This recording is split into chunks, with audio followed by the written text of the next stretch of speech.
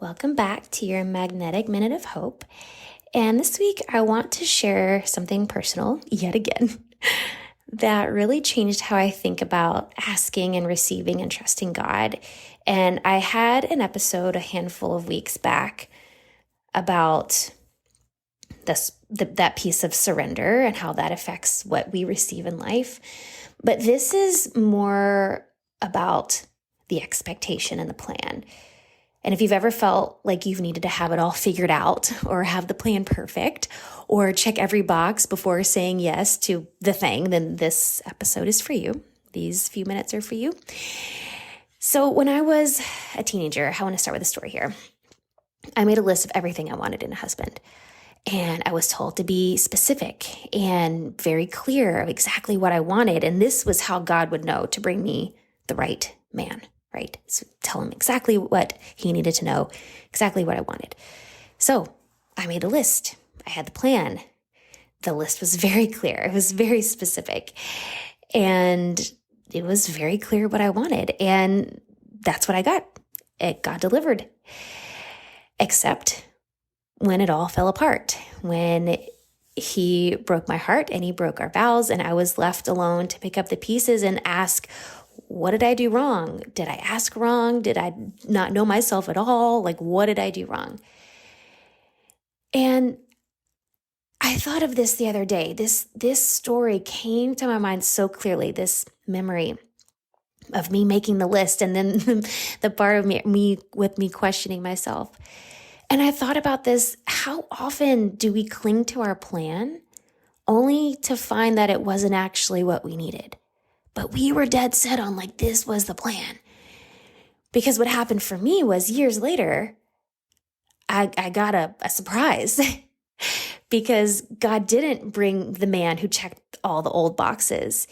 He brought me a partner who saw me and supported me and accepted all of me, even the messy, silly, dreaming, feeling parts, all of the parts of me. And I don't want to say it's because my list changed, because I didn't have a list. I burned the list. The list was no more. But what did change was me.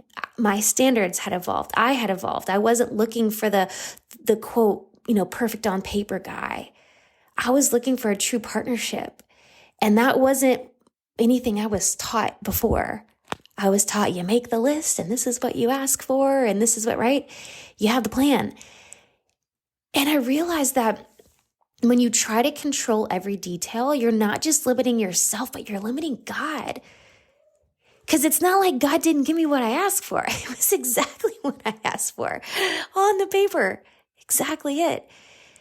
So you're not just limiting yourself, you're limiting God. You're putting God in a box. And when you do that, when you put God in a box, you're choosing a small life because you're limiting the power that you and God have as co-creators to create this extraordinary life. You're choosing to keep it small. And we do this in love. We do this in health. We do this in business. We do it all the time. We try to map it out so perfectly. So there's no room for magic. There's no room for surprises. There's no room for the version of you that hasn't even imagined what's possible. There's no magic in the unknown because you try to schedule it and do it just right and have these parameters and these strict rules and we try to map it out. And I get it. You're a planner, you're a doer, you're a woman with a mission, because I am too, and that's a beautiful thing. But what if the plan isn't meant to be perfect? What if it's meant to be this living, breathing prayer that you evolve with? This constant evolution, this constant growth. I talk about that all the time, this constant growth and evolution. What if your plan is the same? What if your plan wasn't meant to be this set in stone, rigid thing that's planned, but it gets to grow and evolve as you do? And sometimes, just sometimes, maybe God knows a little bit more than you. So maybe we don't have to make it so rigid and we leave space for God to work some magic.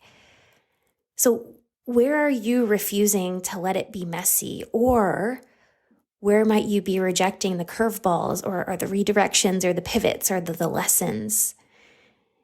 You want meaning and magic and miracles because that's what we all want.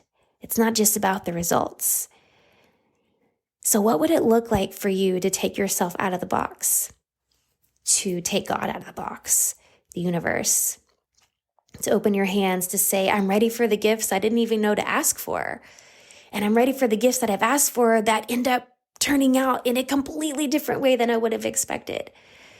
Because I don't believe that you're here to live small. I don't believe I'm here to live small. You're here to blow your own freaking mind with what unfolds when you actually let go. So the reflection I want to leave you with today, to ask yourself, where am I putting God or the universe and myself in a box? What am I scared to receive if I actually let go of the plan? And then let go. I hope this resonates with you this week, and I'll see you next time.